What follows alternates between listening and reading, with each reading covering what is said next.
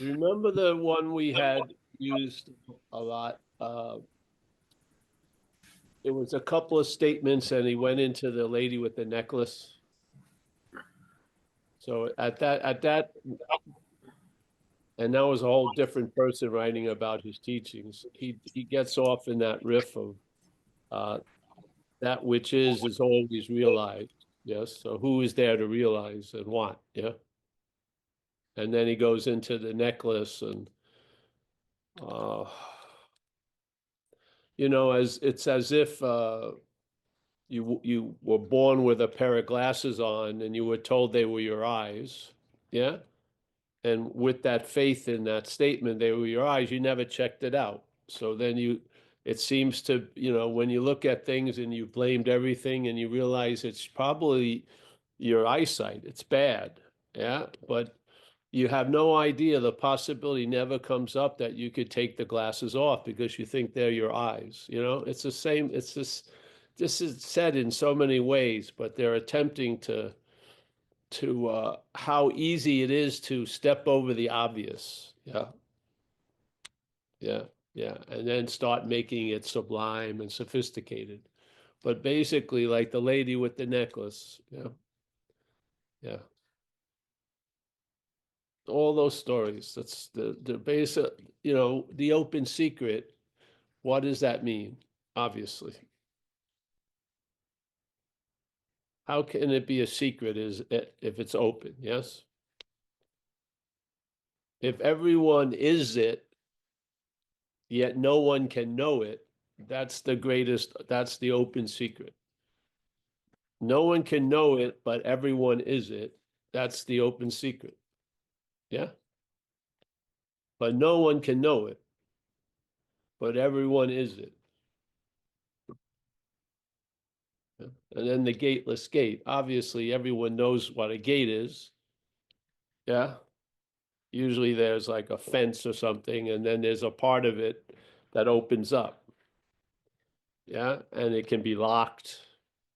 Sometimes it can be high. So if it's locked, you can't get in. So you climb over it and all this stuff. But the message is the gateless gate. Yeah. So it may look like you're completely captured and fenced in, but there's an opening. Everywhere you look, there's the opening because you are the opening. Yeah. So in a sense, you can play the role of the gate or the gateless gate. Yeah, you can. Without knowing it, we play the role of the gate.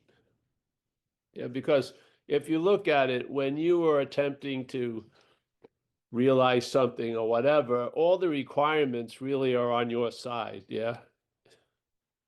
You assume that the great way is going to be difficult, but it's only seemed that way because you're on it. Yeah.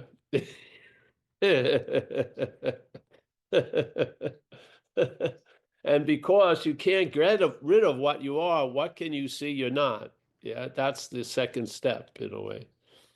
This first thing is that you can't get rid of what you are. So obviously that which is ignorant of its own nature isn't you. Obviously. Yes, obviously. If if there's an ignorance of your own nature, that cannot possibly be you. Yeah, yeah. So therefore, if the stronger the ignorance, the more it's not you. The more obvious it has to become if it's not you. And basically, these possibilities they found were triggered by the simple declarations of non-duality. Yeah. So the great way is not difficult, but usually when you're on the great way, it seems difficult. So what's the difference between the statement, the great way is not difficult, and you being on the great way is difficult? It's you. I mean, let's you can dance around it, but you're going to come to that. Just like when I was with the Course of Miracles, and I was being moved by some wave, yeah, and then at one part of the wave, because can be a long wave in time. One part of the wave, I got moved to go to Wisconsin to hang out at this Course in Miracles place in January. That should have been recognized as insanity right there. Fucking the coldest month of the year, I go to Wisconsin, which is freaking pretty cold. So,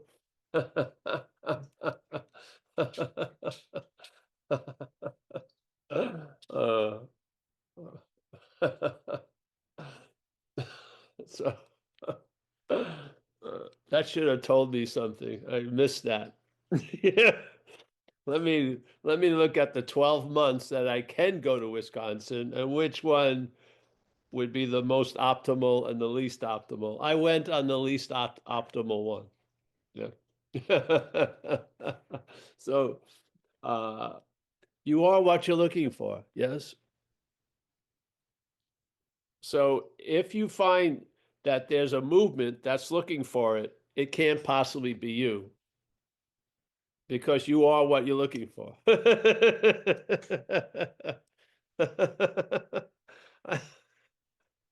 I mean, I don't know how many times you need to trip. I don't know. Or how many stairs you need to fall down. I mean, people have fallen down the stairs before you. They can help you, maybe. They can save you. But whatever. So the old story with the knocking on heaven's door. Yeah.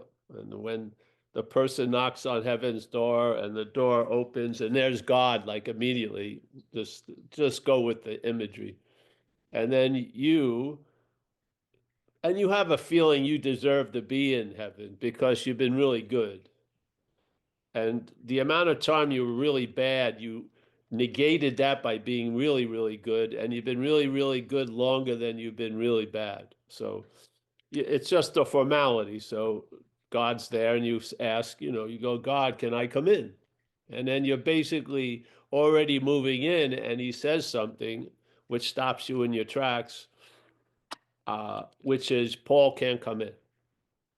So that sort of frustrates you a little bit, but you figure he's right, I still have a lot of bad shit I need to make amends for, and let me go back and become more pious, more silent, more whatever.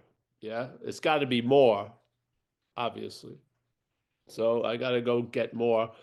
And then again, now I feel like I have a resume. I feel pretty good. I knock on the door, formality. Can I come in? And he says, Paul can't come in again.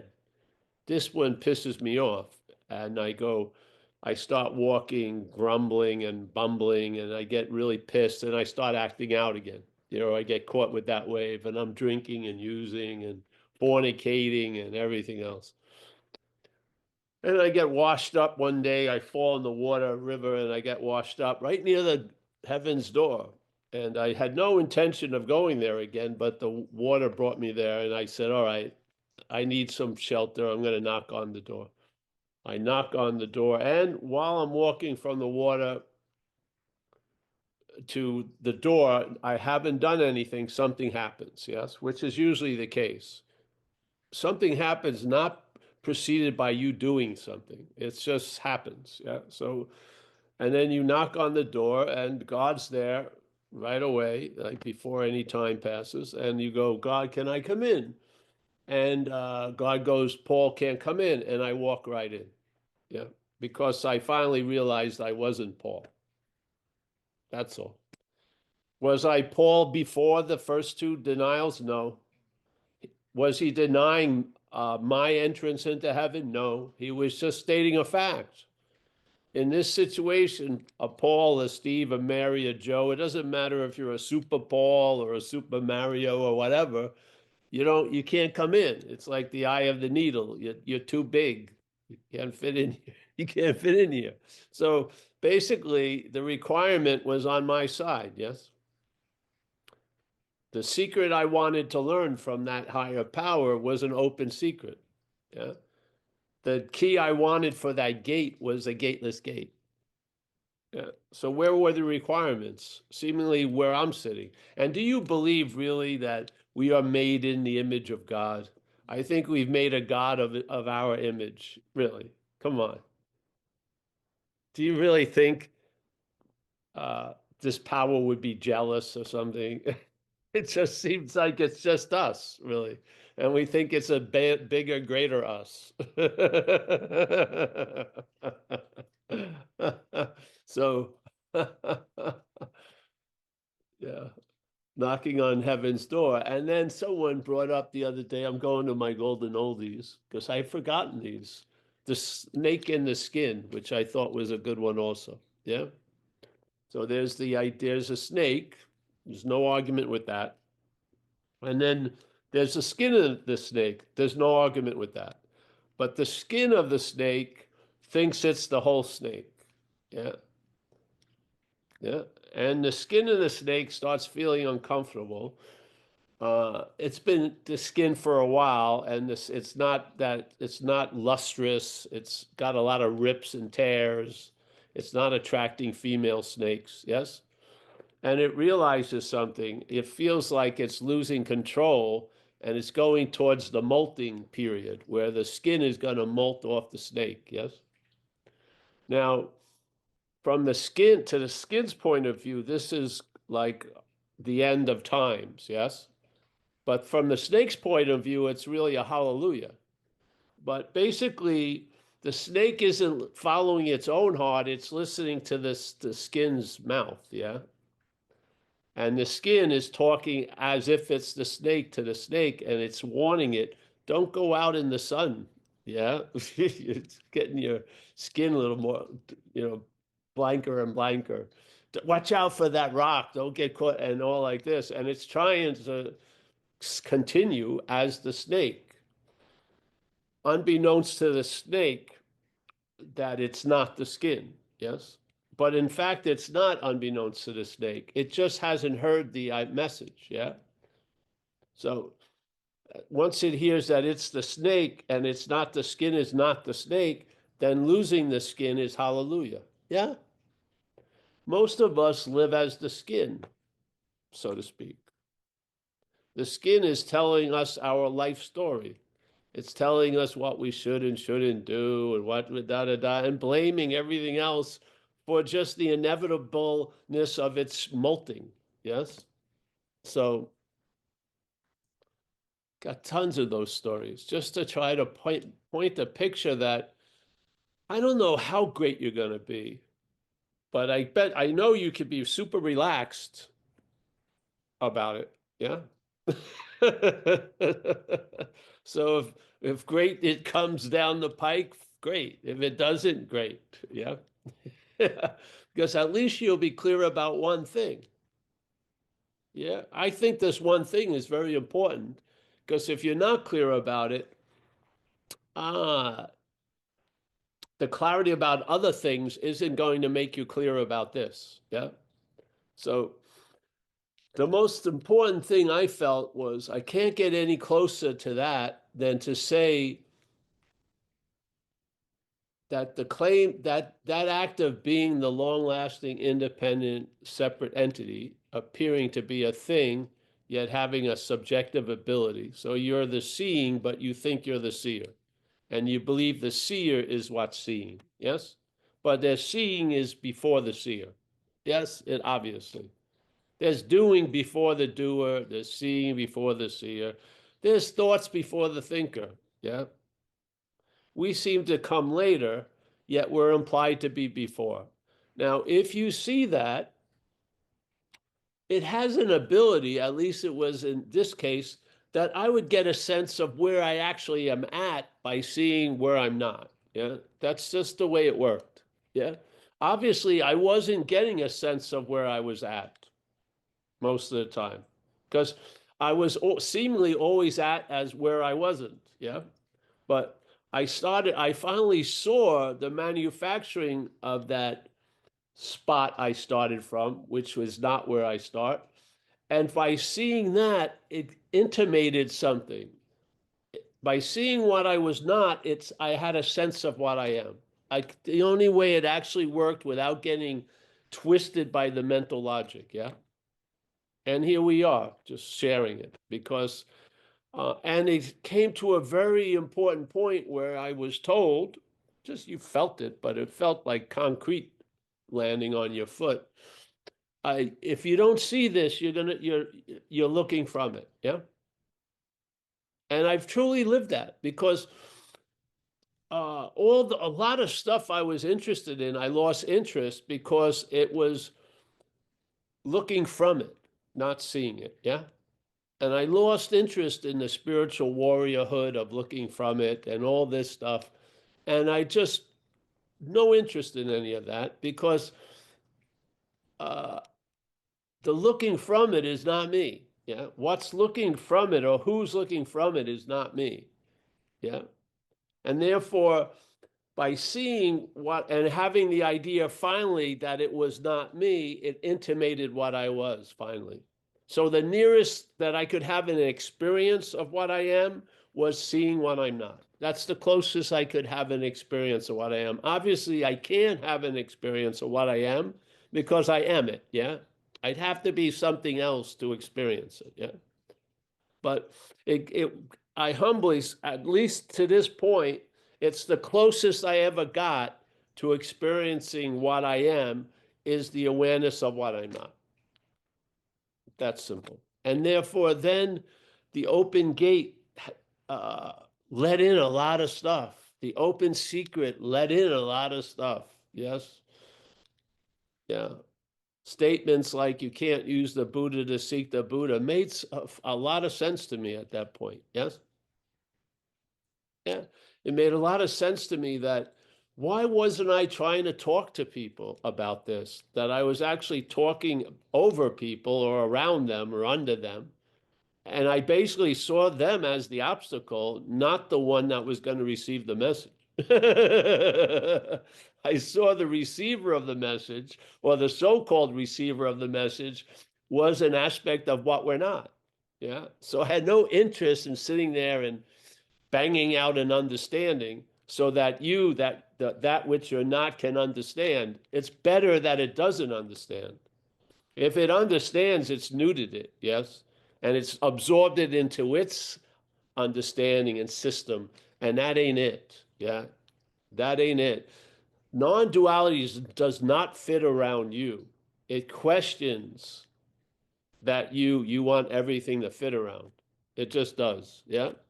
And by hopefully it will trigger something in you, and that sense of you will be the closest thing to an experience of you, literally. And it really came in my little trajectory by seeing what I'm not. Yeah. And the beautiful thing about that is I'm going to see a lot of what I'm not. Like the rest of the time I'm here. So if it triggered it once, it's gotten very good at sort of stabilizing it now. Yeah. Because I'm seeing what I'm not most of the time. It doesn't mean it isn't important or not important. It doesn't mean anything. There'll be meaning given to it. But one thing it doesn't mean it's you. That's the one meaning that was a very important to be negated. That was the one meaning. I don't really care about changing the meanings of a lot of other stuff. I really don't. But this one meaning changed. Yeah. The meaning that it was all about me changed. And it was all about not me. It's worked really well. So here we are on a Wednesday night. Yeah. You don't need any help. You need to be confused and frustrated. Yeah, you need to have your hands are so tired trying to grasp this, the hand of reason and understanding. I hope it's so tired of grasping it that it'll stop and you'll realize maybe they're wings, yeah? Maybe that's why they're not good at grasping. They're really good at flying or really good at going with it, yes? But how are you going to know if you use them as hands every day? How? Yeah. Do you need to grasp the door of the gate if it's a gateless gate? You don't even have to read, is it push or pull? It's not, there's no push or pull. There's no, you can't be pushing what needs to be pulled, and you can't be pulling what needs to be pushed. So the duality won't even screw this up. It won't. Yeah. Um, I was going to read this thing again. If you're getting tired of it, I'm happy about that. So I'm going to do it one more time because this is the closest thing to my heart lately. There's these two little statements. I can't read this though. Hold on. All right, so here we go. Well, let's first. This was one of the big statements that blew my mind when I first read. There was a great book, Talks of Ramana Maharshi, that were talks from like 1935 or something. He did a lot of talking with people, and it was this was in there in like the forward. Yeah. So it goes, there is no greater mystery than this. Now, you would expect, if you believe Ramana had some anointed uh, point, you would think he would know a lot of mysteries, don't you think? Hmm. Things that are mysterious to you, he would have a sense of it, knowing it. Yeah, don't you think? It's like I wouldn't go to if my grandfather came over and I was smart enough, I listened to his experiences because he had a lot more experiences than I did. Yeah. And maybe he could help me uh, try to figure out the mystery of what it's going to be like living here for 70 years or something like that. All right. So there is no greater mystery than this. Wow. That's a pretty important statement. So this is in the hierarchy of mystery, this is the greatest mystery. Wow. Didn't you think the mystery of the Sphinx or the pyramids would be a greater mystery? The mystery why you have to get up 7 times at night to take a piss after you hit a certain age, that's a fucking mystery. Yeah, these things. So here's this mystery, the greatest mystery, which is that there is no greater mystery than this, that being the reality ourselves, where has not, when and where has that not been the case? You tell me when you have not been the reality itself. Tell me. I'm sure your head has disqualified you millions of times. Yeah. If you're looking for it, you're looking for it from a fabricated fucking disqualification. Yeah. So that being the reality ourselves, we seek to gain reality. I mean, how it's the easiest. Yeah. We're not all right. So let's just forget being reality ourselves. Have you or are you seeking for reality now? Have you sought for reality in the past? Hmm? Have you? Anyone? Yes. All right. That being reality ourselves, we seek to gain reality. We think, of course, thinking is the only thing that could bring this shit up. It's amazing. We think to gain reality. Oh, wait a minute. We seek to gain reality. We think that there is something binding our reality, like something, and usually it has a lot to do with us, is is fucking up the reality. We're not picking up on it. We're not there. We da da da. Something, but basically you usually come under investigation. Yes, finally.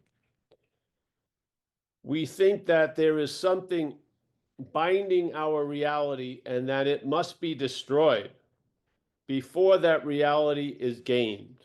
So something has to go for the reality to be here. Yes? Would you call that a requirement? Do you think that's suitable when you hear something like the gateless gate or the open secret?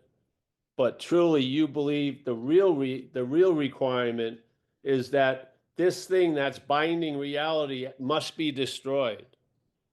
Wow. That it must be destroyed before that reality is gained. It is ridiculous. Wow. Man, if I was like a philosophy major and I was in my 8th year of super college and the master's, and the teacher said, "Hey, your fucking idea is ridiculous," I would have bummed out. Jesus. Probably wouldn't have showed my spiritual face for a while. That it must be destroyed before that reality is gained. That's a requirement. It is ridiculous. A day will dawn, how about now, when we will ourselves laugh at our own efforts. That which is on that the day of laughter is also now. Pretty cool. And then the second one, it's not a long one, is it is false to speak of realization. What is there to realize?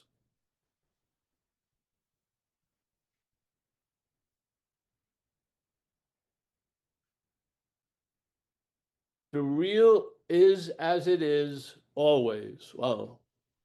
I thought the real is as it is when I'm in a controlled environment on a, not the middle way, but the upper middle way retreat. And I'm just having a lovely organic ice cream after 13 hours of sitting and walking silently. No, it says here, the real is as it is always. How to realize it? All that is required, wow, is to destroy that which is binding the reality and keeping it from us? No. That was the wrong answer. It says here, all that is required is this. Wow. We have realized the unreal. What we were doing was we regarded the real, that which is, we regarded as real that which is unreal. Yeah. Now, do you start regarding the unreal as real? No. You see, you're not that which sees the unreal as real. That's all. Yeah. This is not another fucking super order you have to fulfill. You do not have to see the unreal as real. You just see you're not seeing the unreal as real. You are not that which sees the unreal as real. Hallelujah. Yeah. The easiest subtraction. You're not even there. You're subtracted from the equation, and then you realize you were never in the equation to begin with. So the equation doesn't change at all. The idea of you in it changes. Yeah. So now that which is seeing it as unreal, do you see a thing? Do you see a person that seems to be separate from you as a person? Do you during the day? Do you make any effort to see it that way? No. You're the role of this action figure is to see the unreal as real. Yes? So it sees a thing, and in the seeing of the thing, it says that thing is real. This will continue to see the thing. You'll hear it say that thing is real, and you'll realize the unreality of it. You will realize the unreality of it. That's the message. That which can't know, doesn't know, won't know, you doesn't need to know. All you need to know is you're not that doesn't know. Yeah. You are not that takes the unreal to be real. Fucking great. I can't see an easier entrance point. Where is there a requirement? Yeah. The requirement here, it says it very simple. All that is required is this. We have realized the unreal. you taking everything real is part of the unreal. You have realized the unreal, not as the real Paul, but Paul thrown in the unreal category. What? Yes. There you go. You are the realization of the unreal. You are not the one called Paul that is realizing the unreal. Paul doesn't ever realize the unreal. And if it does see something as unreal, it thinks it's really seeing it.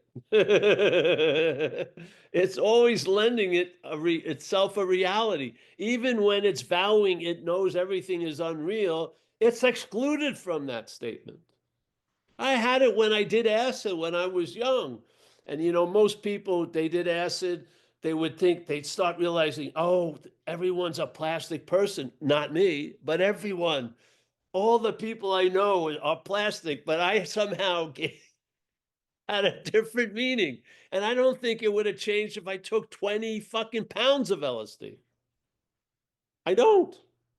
This is the system we're looking through. These are the eyes that are a pair of glasses, but we take them to be the eyes, so we never investigate. We just fucking try to adapt or change the way these glasses work, or clean the lenses, but in fact, you can take them off. In this case, you don't have to try to convince that which sees the unreal as real anything. You just realize you're not that. That gives a reality to the unreal. Far out.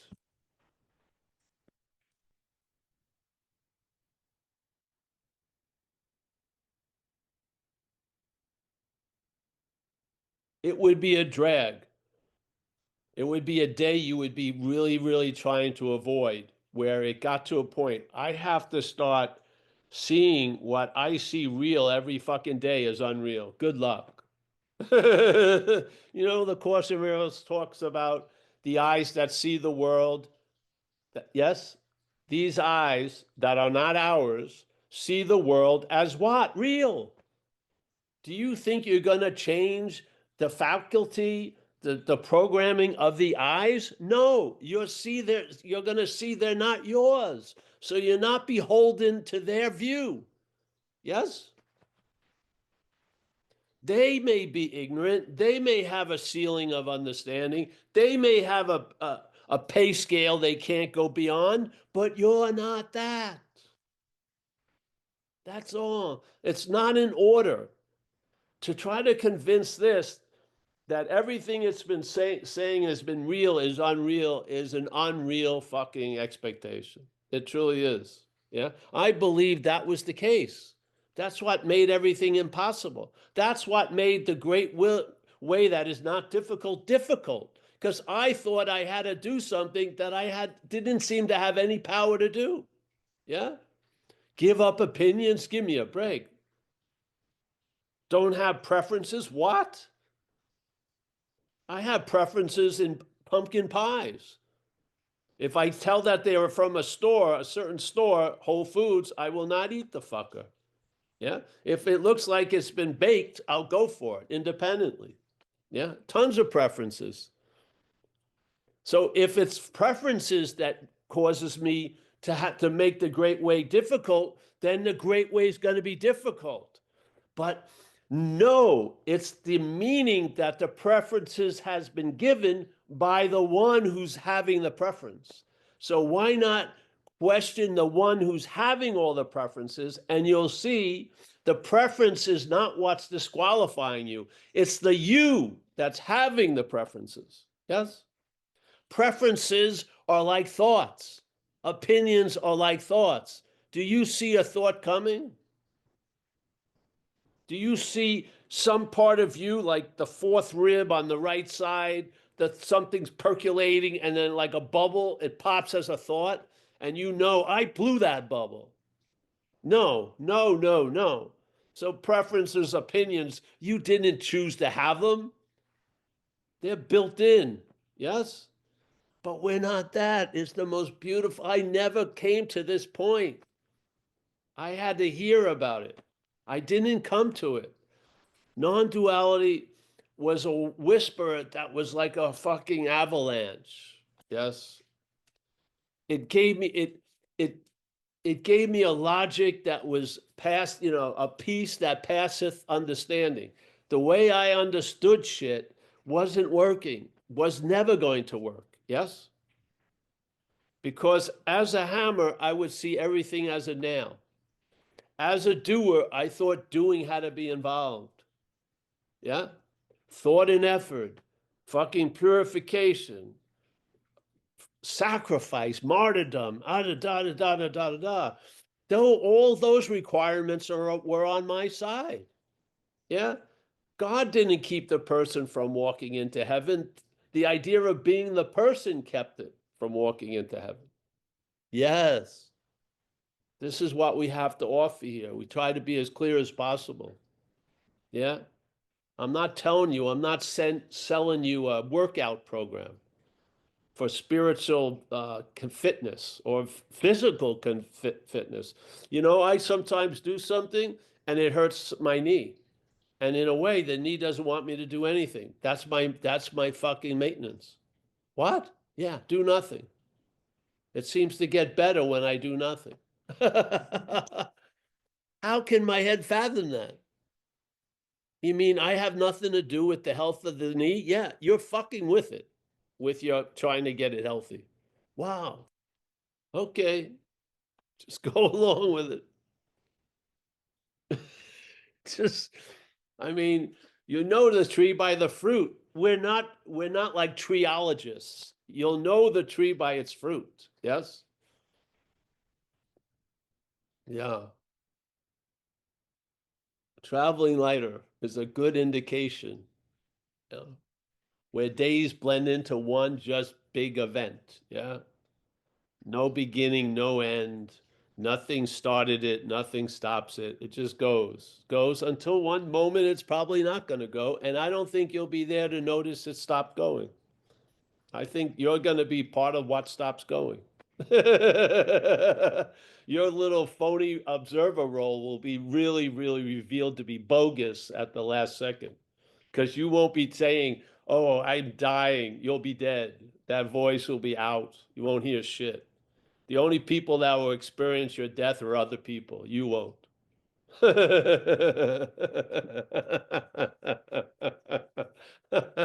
They'll remember you as long as they hear you won't.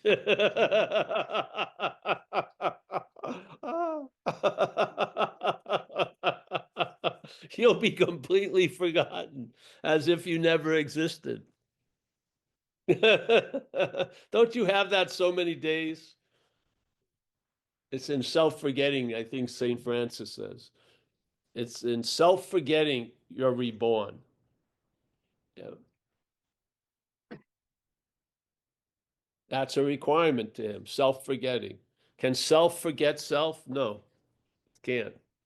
Self trying to forget self is more remembering self.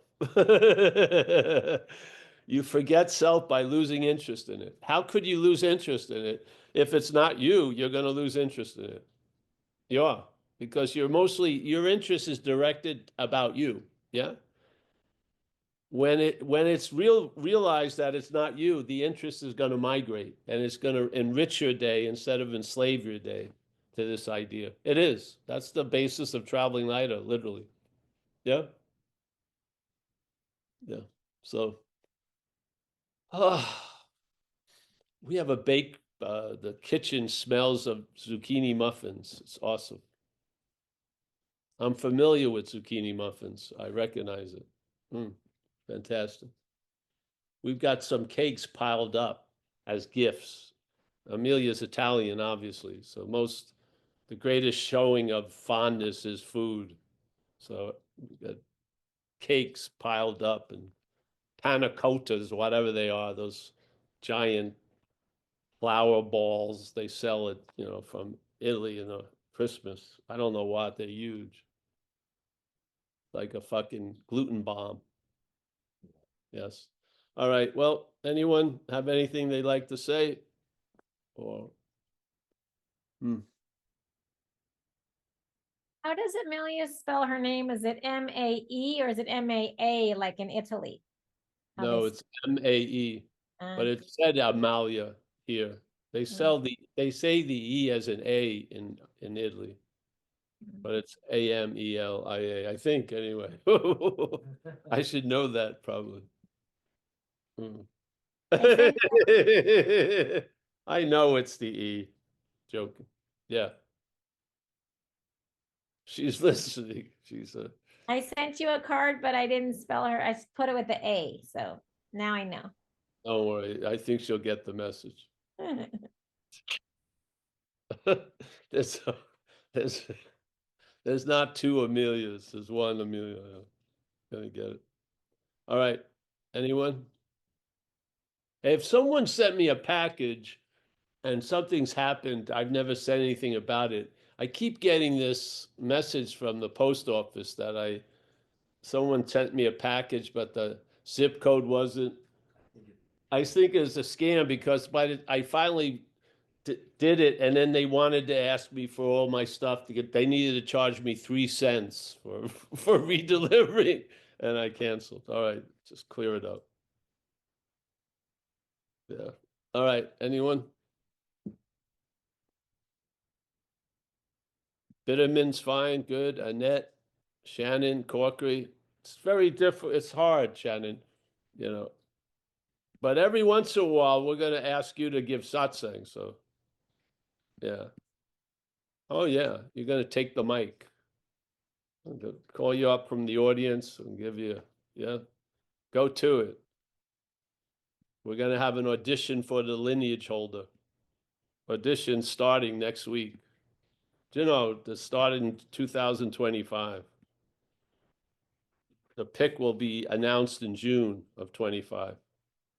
Yeah, so send in all your requirements. Send in all your why you should be the lineage holder of Zen Bitch Slap.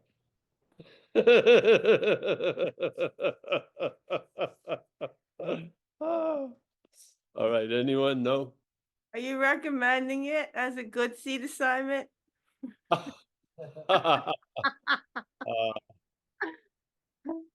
Stephen Mack, I can imagine worse. I can right? imagine worse. Right. Yeah. Oh, Stephen Mack has his virtual hand raised, Paul. Mac, I don't think I've ever heard his voice. All right, Stephen. Oh, good. Okay. Hey, Paul. Hey, everybody. No, I just had a really beautiful feeling in the line of what you talked about all along. I really heard tonight nothing. And the pristine quality of it. And also I felt a really beautiful feeling. I felt compassion for any innocent child who innocently in life makes up an AU and takes it to be as real can be. It's truly an apparition. And what also came strongly tonight was the message you've been giving has to be nothing. It has to be nothing.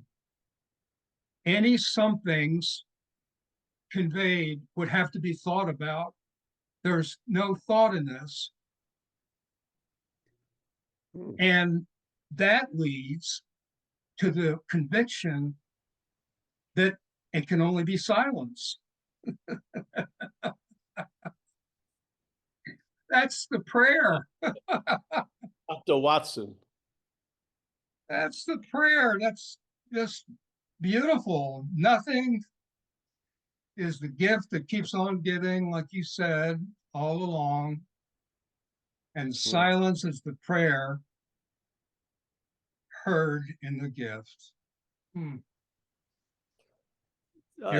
never left was your name in previous incarnations. What's that? Didn't I call you on having never left? You remind me. Yeah. There you Yeah. go. yeah, yeah, I used to be nicknamed Stefan. Yes, great. On having never left. Thank you. Yeah. I just recognized you with the innocence thing. Very good. Yeah. I met you back in 2010. You were doing a conference in our AA room in Austin, Texas, and I got to meet you. And a good friend in the group had said, "You really want to listen to this person." And so I showed up and met you, and it was a beautiful weekend. And obviously, like a lot of people, I've been following you for a good long time. But it really hit in the last few days, and Mm, yeah, it just it hit. I'm laughing now because it's like nothing doesn't need a voice. yes. Yeah, great. Oh my God, we're all so innocent. That's unbelievable. We're all so innocent. We're like no, we're like little children who made up mud pies in the sandbox, and we only thought they were real. And we're so innocent in what God created, but it didn't make it real, like you said. No, It made it up, but it didn't make it real. yes. Well, I'm Oh, so happy you're back on having never left. well, I just, You're the true. oh yeah, yeah, it's wonderful being here Oh, amongst great. y'all. Yeah, Oh, great. Thank you so much, Stephen. thank you. Yeah, very nice. My night is made by on having never left. That's pretty good. Yeah. All right. Anyone else there? I can't tell if Shannon's running the show or Kathleen. I feel safe in both situations, so that's good.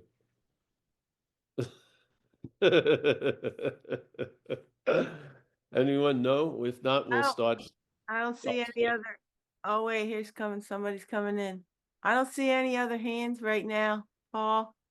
All right. Well, we'll start saying goodbye, and if something comes up, we'll deal with that if it happens.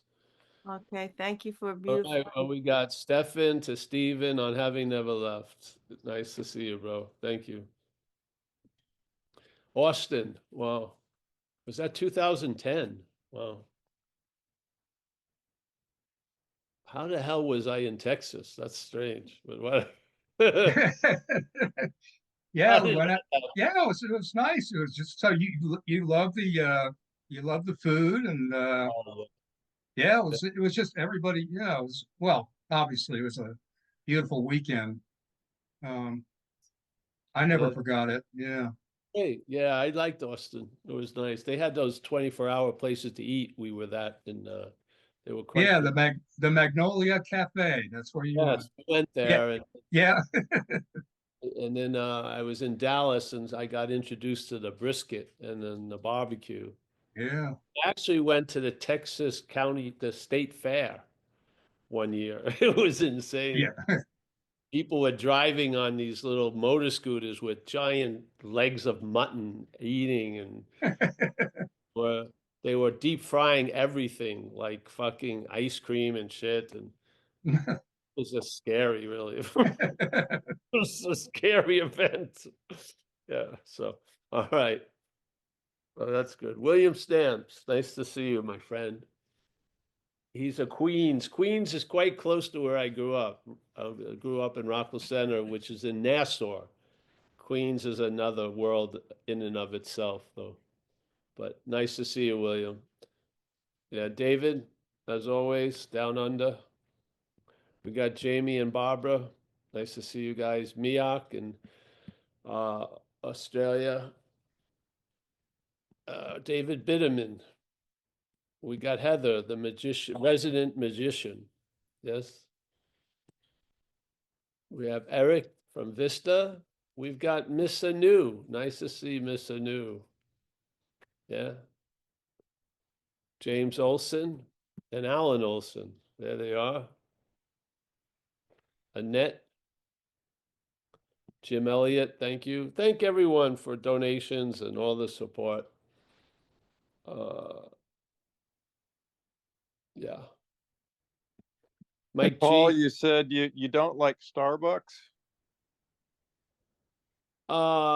Push comes to shove, I'll go there on the road. No, I don't have much of an opinion, but I'd rather drink something else. I only sent you that card on the word of someone else. And now that I know, I'll send you something else. That Starbucks went to a person that needed it. Oh, great. He needed it, and he needed the Wi-Fi because he was sort of bumming around, and so it was quite helpful. Perfect. Okay. Get something and use the Wi-Fi there without getting kicked out. Very good. So- By the way, today I sailed through the 3 potentially heavy things of health, finance, and family very easily. So it was, Wow. I feel like that's some kind of, I don't know, graduate school thing or It's like a trifecta. yeah. We have a trifecta in recovery. It's Thanksgiving, Christmas, and New Year's. You can That'll test you, yeah. survive them and not drink, you're on your way. All right, we have Alan again, Alan Olson, Jim Elliott, and Sydney. Susan Harris, she's back, I think. Yes, there she is. Marl, always a pleasure, hon. Yeah. Chris and Olympia. Ram Charan, nice dropping in. Nice to see you, Ram. Robert D. Nice to see you, Robert. Shannon. Nice to see you, hon. Mike G. from San Clemente. Always a pleasure, Mike. Mike and I met in LA years ago. Yeah. I think that's it. I can't get to the other page, so I'm stuck with each other here. Hey, we'll see you soon. You know that we're here all the time, 5 days a week. I mean, 5 times a week. And just drop in anytime. And yeah. Yeah. See ya. It's all on the event page. It's the same Zoom for everything, and there's no password. So I think someone will open it 10 minutes or so before the meeting. We can all get together if you like. All right, I'll see you tomorrow for some of you. Thank you, Paul. Good night. Thank you, Paul. Thank you, Kathleen. Thank you, Thank you very Shannon. much. Thanks, Kathleen. Thank you, guys. Thanks, Thank Kathleen. Thank you. Thank Thank you. you. Guys That's are beautiful. awesome. Bye-bye.